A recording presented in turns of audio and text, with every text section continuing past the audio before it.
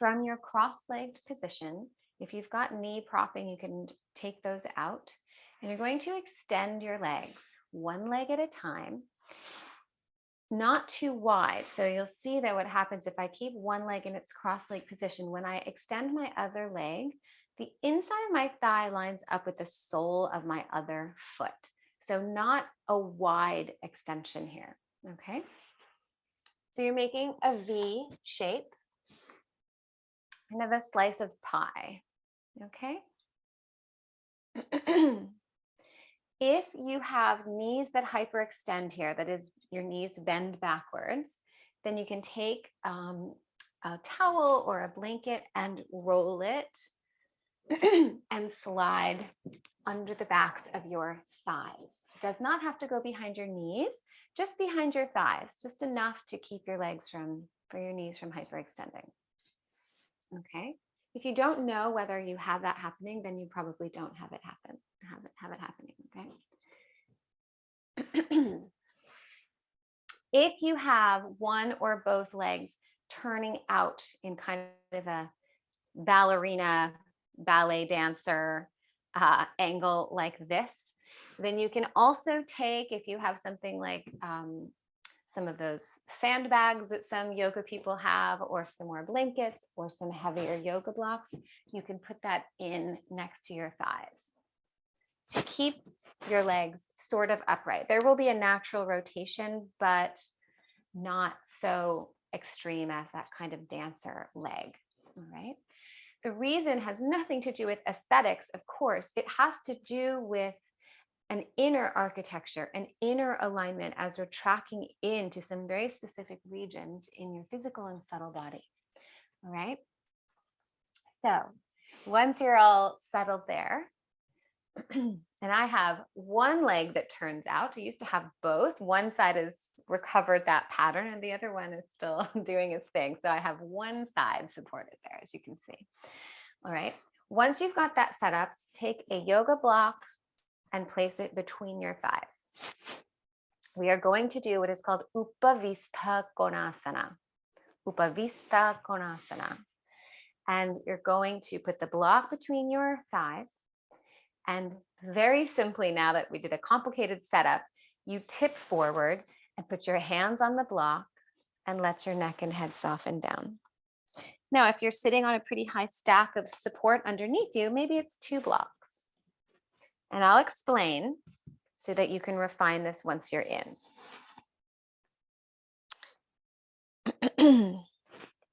You are tipping forward, not pulling forward, not stretching forward, and not going as far as you can. So I can reach the floor, but when I go all the way down to the floor in my body, I lose the anchoring in my sit bones. So lean into some support under your hands so that there's some weight in your hands, but retaining weight in your sit bones, in your seat as well. Almost equal weight, though that might be hard to measure, okay? And your neck and head softening down. If there's discomfort in your low back or hamstrings or your neck or your upper back or really anywhere, if there's pain or ache, then you can raise the block under your hands, pitch more weight back into your seat. If that doesn't do it, then raise your seat as well, okay? This is an asana to release the tension at the level of the Muladhara chakra, the root, the tailbone region.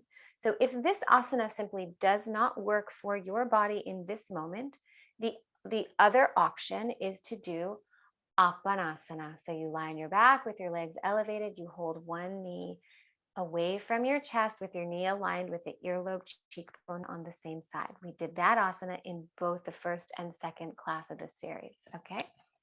All right, if you are doing Upavista Konasana, then you're going to stay here. Soften your belly, your low back. Your arms are straight, like support beams of a building, and your neck and head softening down. And for now, just abide here. This is an asana where you may not feel very much is happening at this point. That's okay. It doesn't mean nothing's happening. Plenty has happened within you in your life without you being aware of it, including the tightening of these muscles that we're releasing now. Much of the time that you've been tightening these pelvic muscles, you have not been aware of the tightening while it's happening.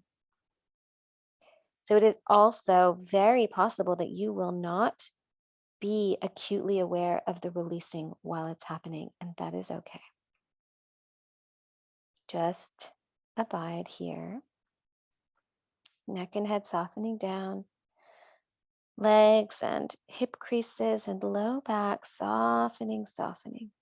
So you really should be ideally leaning. Everything is leaning down into gravity.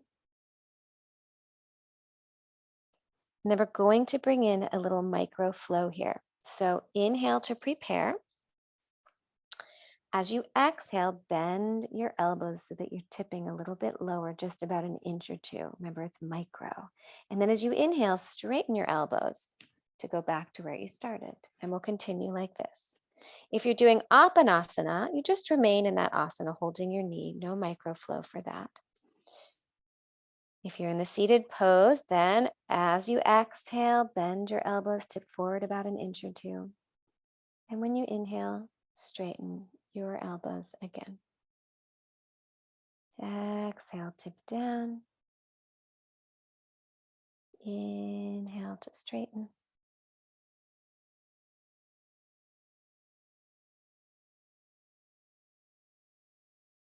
Moving at the pace of your breath. And you're moving a short distance. So if your breaths are long, the movement will be very slow. Just covering the same ground.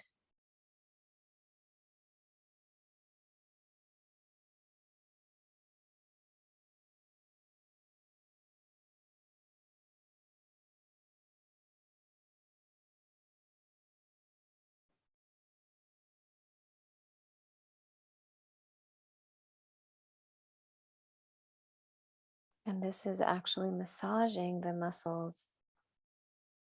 And there, down there, somewhere at the base of your pelvis.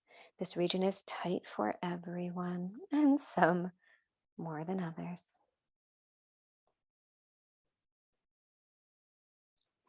The next time your elbows are straight, you can let them stay there. And then to come all the way up, put your hands on your upper thighs, tip your torso up, and then roll your neck and head up. Okay. Now, you're going to bring your feet in. If you were laying down for a tailbone release, you can come back up now to sitting, and we're going to do Baddha Konasana. For Baddha Konasana, nearly everyone will find they need to raise their seat. So I'll show you what we're doing. I'm going to stay right on the propping that I'm on right now and show you. For Baddha Konasana, you're going to bring the soles of your feet together. And you're going to bring your heels in close to the rest of your body. Okay. And once you do that, if you find that as you relax, your low back is really slumpy, or your knees are higher than your hips, or both, then you're going to come up higher.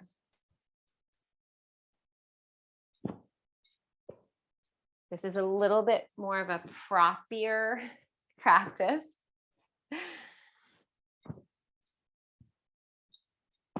Okay.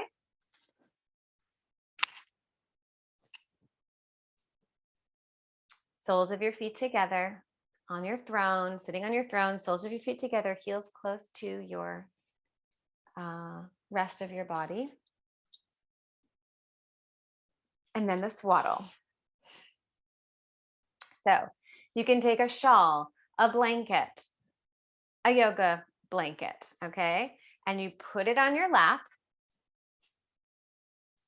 This works best if it's not stretchy. A bath towel works great for this, okay? You raise one knee and you kind of tuck the shawl or towel or blanket under the back of your thigh. Do that with the other one. So you're tucked, kind of swaddled, and then let your knees come down. And this should get a little taut. And this is a way of supporting your knees here, which is really about your hips. Okay. One more thing I forgot to say, so you might need to redo that. My apologies. You're going to need some blocks in front of you.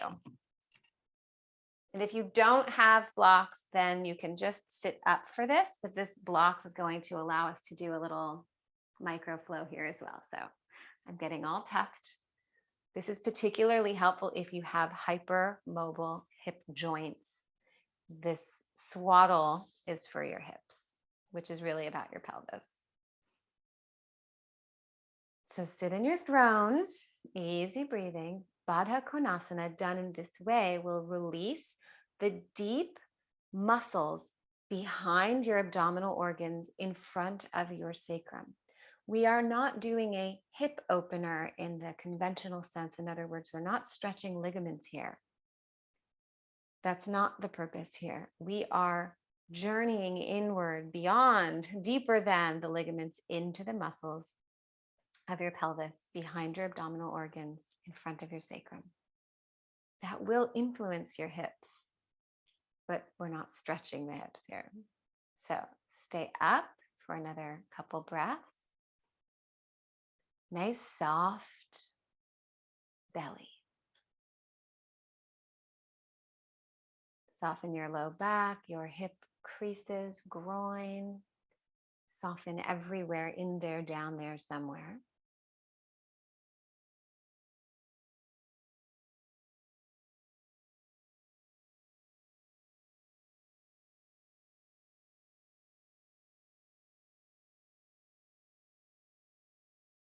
And then if you have some blocks in front of you, highly stacked, okay, you're going to tip forward just as you did with the Upavista Konasana.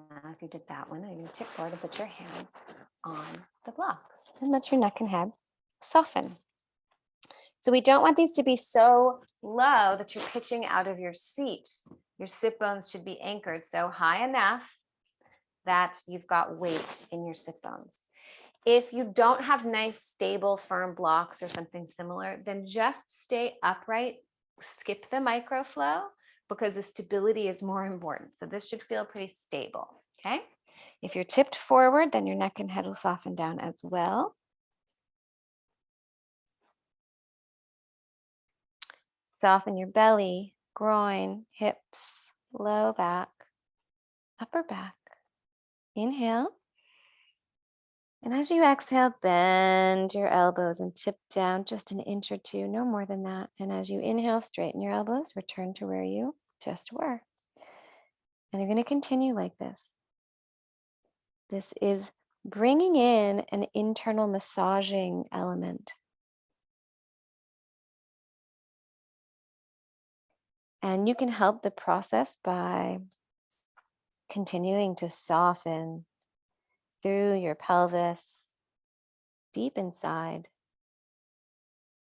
and as well in the more superficial layers of your body, your low back, your hips, belly. Inhaling as you straighten your arms and exhaling as you bend your elbows to tip down.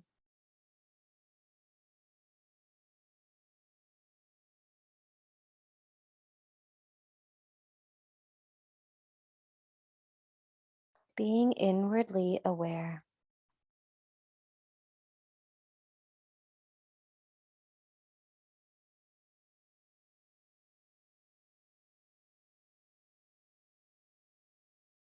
Covering the same ground, like water wearing down a stone by running over it over and over again.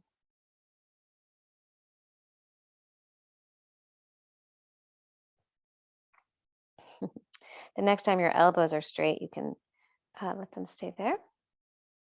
And then you can put your hands on your upper thighs, very close to your hip creases, and tip yourself the rest of the way up. Roll your neck and head up. Take a deep breath. This is a little bit of an extra work for your arms because your arms are facilitating these micro movements. So let your arms relax.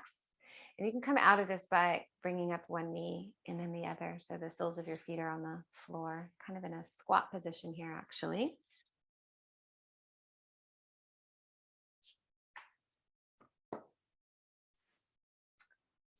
And then you can bring your propping down again if you raised it up.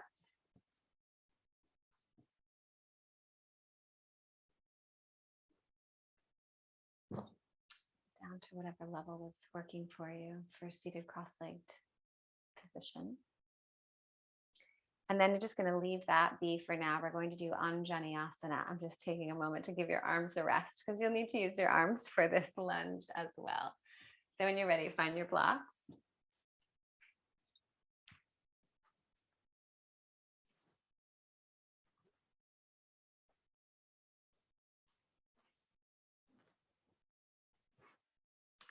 And you're going to come onto all fours. And bring your left foot forward. Keep your hips back or even lunge backwards. So back your hips up. Your front foot should stay flat on the ground though. Your arms about a shoulder width apart. And then raise your left hip and lower it down. You can do that a couple of times to find where your sit bones are in space. Keep your sit bone down and lunge forward about halfway, maybe 2/3 of the way, a little bit more if you want.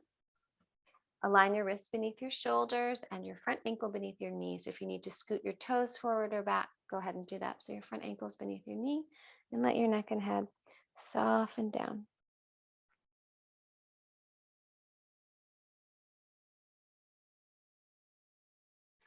So you are leaning into your arms. If you have your arms straight, if that works for your body, then it won't be so much effort for your arms as if your elbows are bent. If you have your arms straight with your wrists beneath your shoulders, you're really just leaning into the bones of your arms. There will be a little bit of pressure because what you're going to do is push into your hands like you're going to back out of the pose. Push into your hands, so back out about, just a little 1/2 centimeter. Keep that same pressure in your hands and let your hips and whole spine soften here. So a little bit of pressure in your hands so that everything else can sink downward.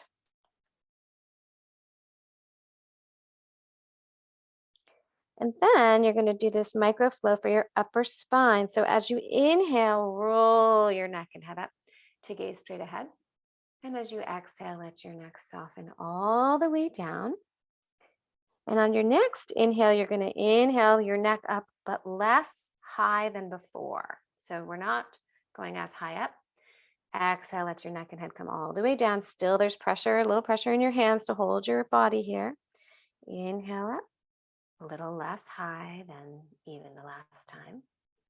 And exhale your neck all the way down. And you're instigating this neck movement from behind your heart. Inhale your head up, a little less high. Exhale all the way down. And you can do one more if you want, or if you're ready to come out, you can come out.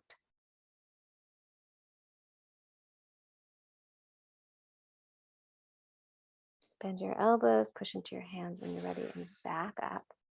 You can sit on your knees or lie down, do whatever you want to take a little pause in between. You could also stand up, take a pause, give your arms a little rest.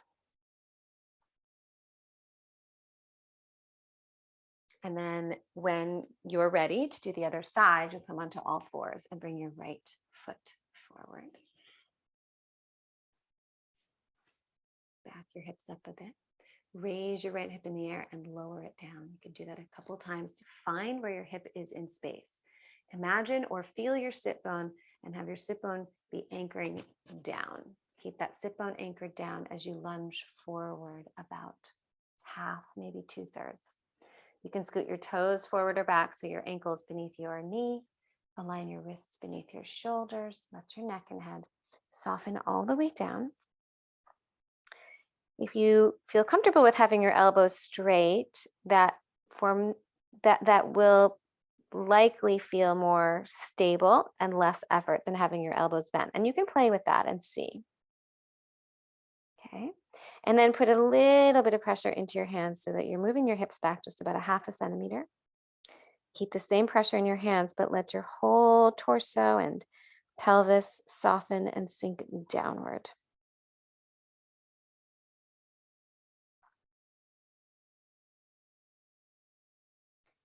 Little pressure in your hands. And other than that, you're just leaning downward into the bones of your arms. And then we're going to do that same microflow. Instigate the movement from behind your heart between your shoulder blades. As you inhale, roll your neck and head up till you're gazing straight ahead. And then as you exhale, come all the way down. And each inhale up, you'll come up a little less high than the previous one. Inhale up, a little less high. Exhale down. There's still pressure in your hands. Soft pelvis. Moving at the pace of your breath. Inhale up, a little less high. Exhale down.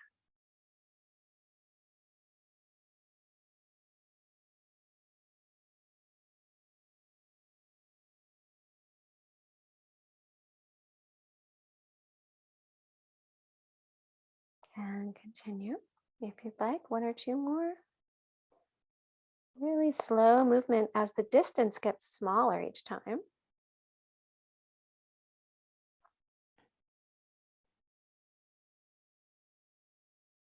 And then to come out, you bend your elbows, push into your hands, move back, your hips up.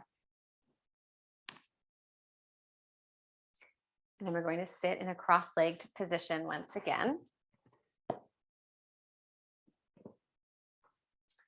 You can have all the components propping wise if you have the props to do that and if that works for your body. So I'll be propping my knees and I have this little extra blanket stair step ledge behind me. Take your time to set up your throne here. So cross-legged position, and we'll be doing a seated side angle. So some blocks as well.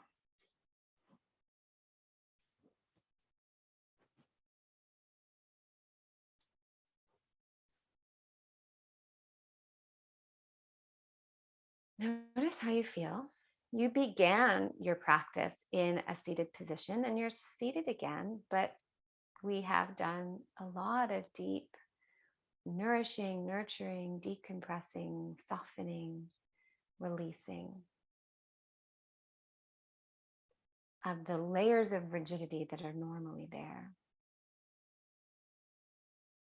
And we each establish those tensions, those rigidities for a reason, to protect ourselves, to feel safe, to get something accomplished, to think through complicated things. There's a reason for the rigidity. But now can you let it go and soften?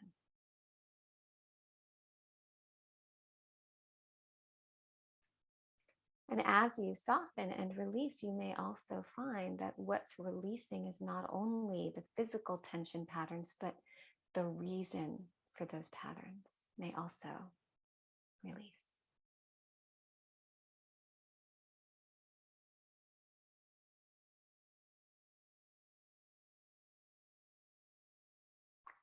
So we'll bring in a seated side angle. You're going to lean into your right hand. The block here is to keep you anchored in the spine and not go into more of a stretch of the periphery, okay? So leaning into a block in your right hand, bring your left arm up, pivot your arm so your palm goes toward the ceiling or sky, extend your arm toward your ear, inhale. As you exhale, lengthen through your arm, your ribs, your waist, and into your hip. Let your lower shoulder mound toward your ear and soften your neck. Oof. As you soften your neck, it's possible that your ear goes toward your shoulder or that your nose goes toward the floor. Either is fine.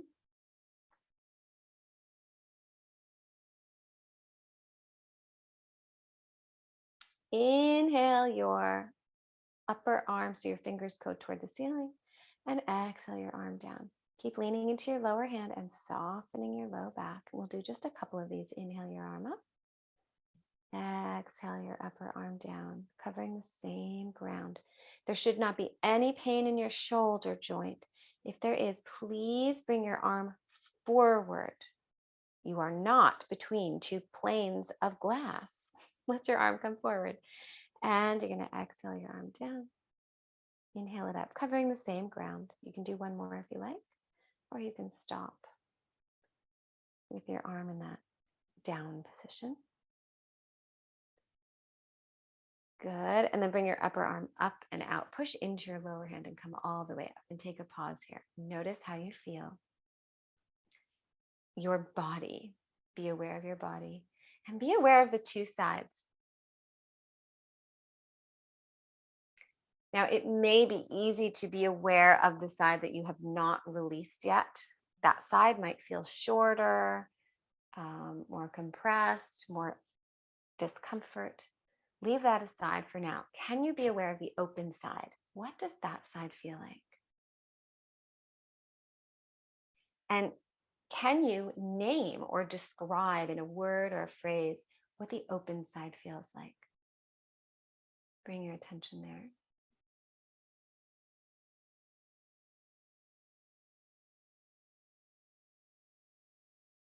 What is the glory of the open side? And then we'll open the other side. So you're going to lean into on a block, if you have, lean into your left hand. Take a pause. So you're really leaning. Bring your other arm up. Pivot your arm so your palm goes toward the ceiling. Extend your arm towards your ear. Inhale. Exhale, lengthen through your arm, your ribs, your waist into your hip. Let your lower shoulder shrug toward your ear and then soften your neck.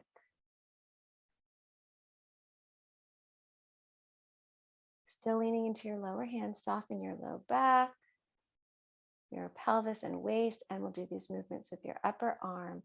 You can go ahead and bring your upper arm forward to begin with, and then inhale your fingers up. Exhale your arm back down to where you were. It is beneficial for your arm to be ahead of your head. Okay, inhale up. Exhale down, moving at the pace of your breath.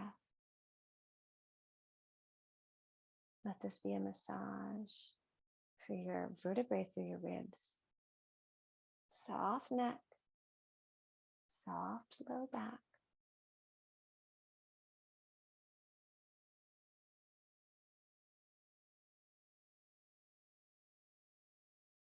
You can do one more if you want.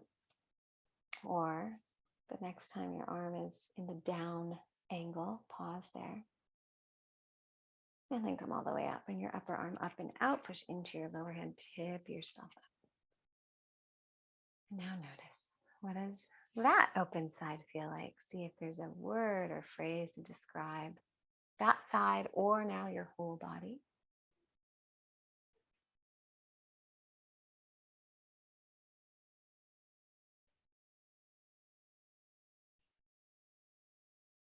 And then we're going to do a spinal twist. So make a fist with your right hand, place it behind you. Your kind of palm side of your fist, if it works for your body, can be in contact with the back of your body. Okay. While you're there, if you want, you can, and if you're able to, tuck your wing back, tuck your shoulder blade back towards your spine, even if it just moves a little bit. And then your other hand, cross it across your torso to take hold of the opposite thigh. Make sure this elbow remembers how to bend, okay? Inhale. As you exhale, press into the fist behind you. Inhale again. Exhale, use your arms, bending your elbows to twist your spine. Your back shoulder blade tucking back toward your spine. Soften your low back, soften your waist. You may have a tendency to arch your waist here. Let that soften. Let that go. Inhale. Exhale, use your arms to twist a little more.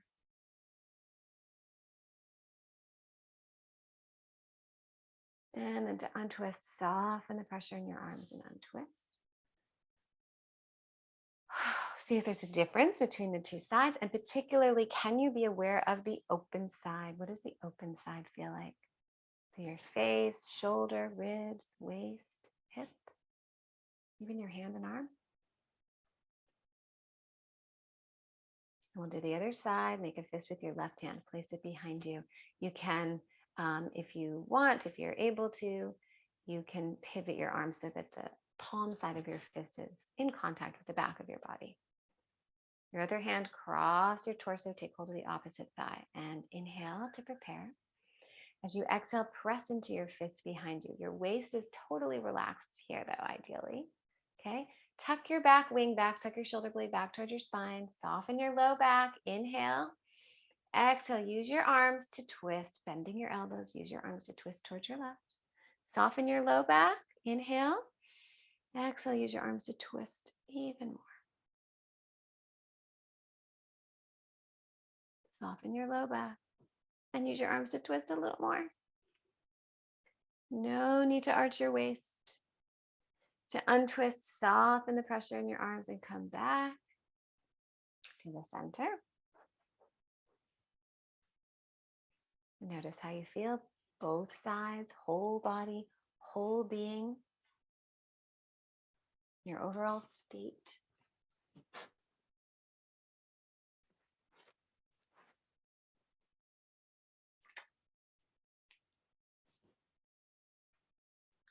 And I'll share a few more words about the glories of that divine presence as they manifest within you as you.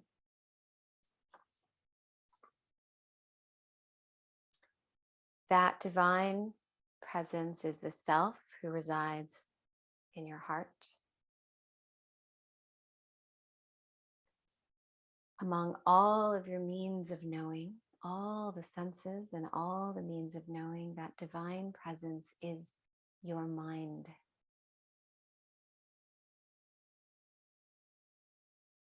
Your mind is a glory. Among all of the capacities, that divine presence is a capacity to understand.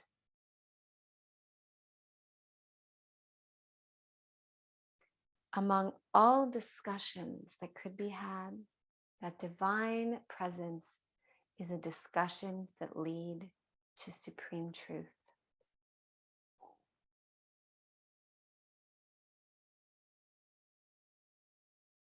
These are also glories. Your memory, your intelligence, your ability to overcome adversity, and your equanimity. These are glories of the divine presence within you. These are described in the Bhagavad Gita.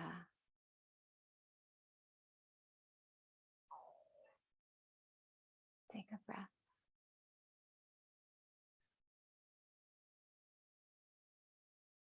Be aware of the glories within yourself.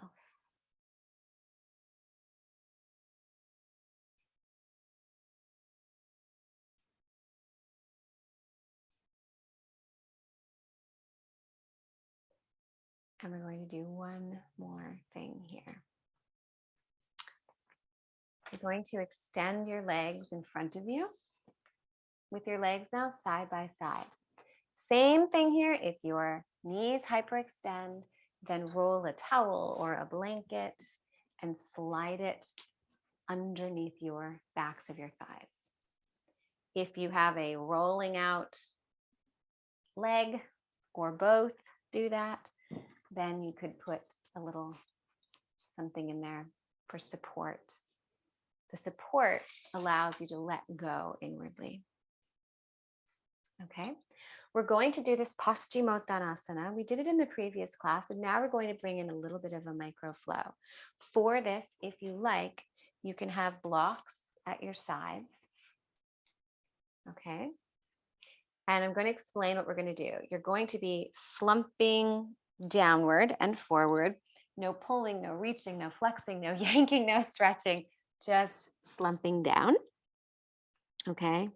This is why some people call it ragdoll, just like that. Okay. Then the coming up is where we'll have a little micro flow. You're going to turn your palms down when it's time to come up onto blocks or onto your upper thighs, very close to your hip creases.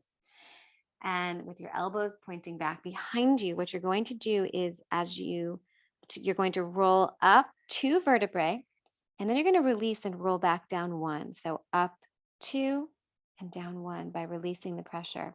Up 2 and down 1. It's your arm muscles that are facilitating the rolling up. You push into your hands to roll up 2 vertebrae, and you release the pressure in your hands to go back down 1. So this will take a little bit of time. Obviously, if you go more slowly, it'll take more time. You can speed up the movement as you like and make it a little faster. It's totally up to you, the pace. We're not going to coordinate breath with it at this point. Just deal with the mechanism of moving up, rolling up 2 and down 1. If you don't really feel your vertebrae, no problem. You can imagine that you're rolling up 2 and down 1. And you may feel some and not others. Just imagine or estimate, because it's really not about feeling every little thing. It's actually about the slow pace of the movement, which will slow down your mind. And it's about being aware inwardly. And at a certain point, it's really not about the anatomy at all. That inward awareness goes far beyond anything anatomical, okay? It's just a point of reference. So start out upright, inhale. As you exhale, let your neck and shoulders soften down. Keep your shoulders up. Inhale to pause. Exhale, let your shoulders come down. Inhale to pause. Exhale, slump down a little bit more. We're not moving vertebra by vertebra here. You will just tip down in segments, and you may bend down to your waist, and that will be where you stop, or you may roll down through your hips, but no pulling or reaching or forcing or stretching, just slump down. Getting a beautiful rounding kind of opening in the back of your body. Let that happen. When you've slumped as far as you go without pulling, you can turn your palms down onto blocks at either side or onto your upper thighs near your hip creases. Point your elbows back behind you. Keep your neck down. And when you're ready, push into your hands, and you're going to roll up 2 vertebrae, then release the pressure, roll back down 1, and continue that pattern at your own pace. Up 2, down 1. You may feel the vertebrae, or maybe you just imagine or estimate. Up 2 by pressing into your hands. Down 1. At whatever pace is appealing for you.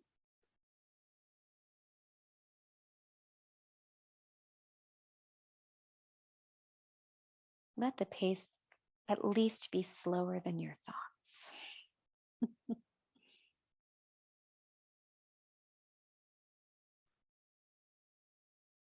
Up 2, down 1, all being facilitated by your arms. Giving a massage to the spine. Letting your mind journey inward to subtle physical layers and deeper layers beyond the physical.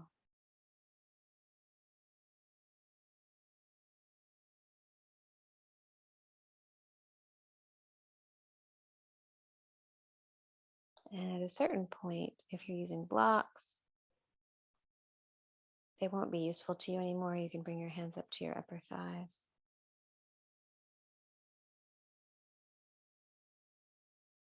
And as you get into your upper spine, you'll just use back muscles to facilitate the movement.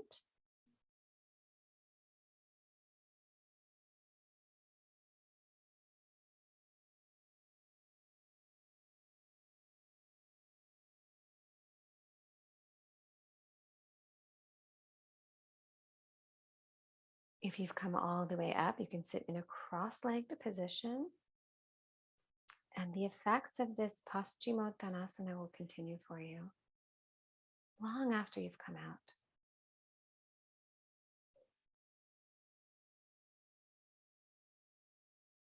Let those changes, those openings, let them leave an imprint.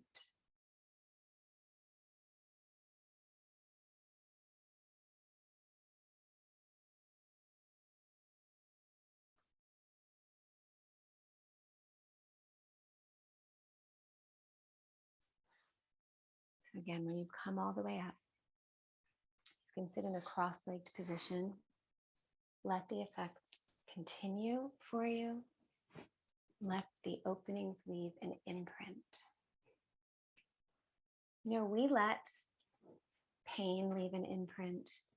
We let struggle leave an imprint. We let the things that seem to poison our minds and bodies leave an imprint. We ruminate over them. We pick them apart. We let them stay. That's fine sometimes, but now can you let opening leave an imprint? Let softening leave an imprint.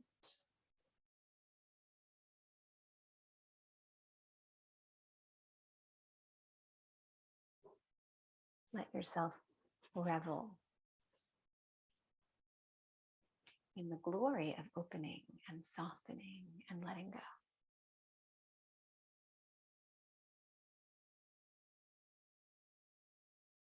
We're going to do one more movement here just to help counterbalance that forward rounding. So you're going to bring your arms up, turn your palms up and make fists.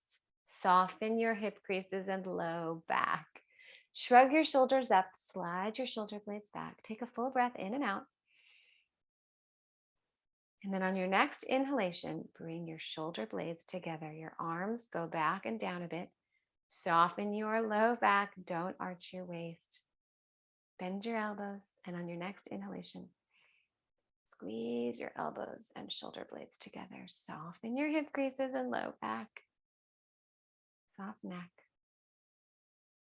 Squeeze your shoulder blades together. Good. And then you can bring your arms down. You can place your hands in your lap or anywhere that you like.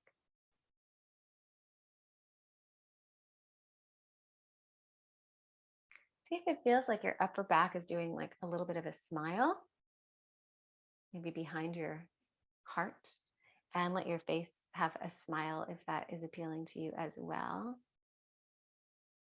This is a smile of appreciating the glory that you are.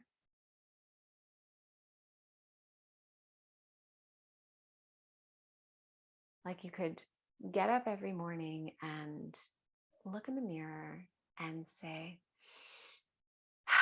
glorious. What a glory.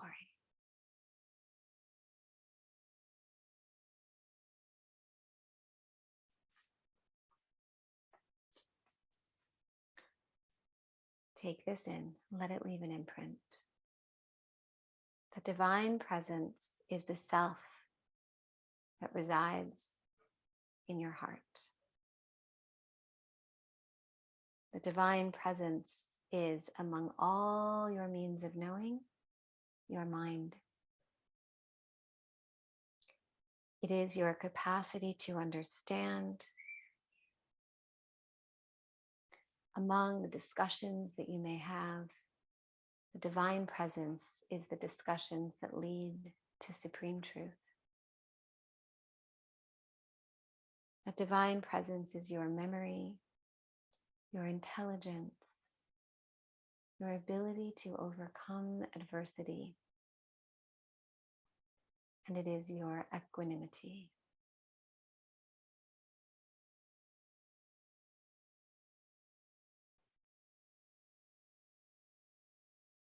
All that is that divine presence. But some aspects of you are particularly glorious. There is no doubt.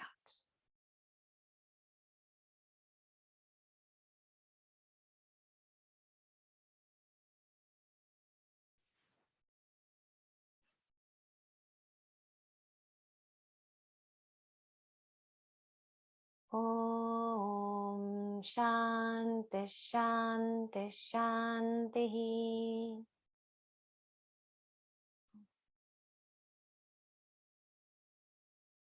So throughout this week, if you'd like to bring the contemplation thread it into your life, your day, your mind, your reality, you can contemplate the glories of yourself. Ah, how glorious am I? Let me count the ways. You can contemplate these particular glories, your memory, your mind, the discussions that lead to truth, the self of the self and the heart. You can also become aware of the many other countless glories that you are.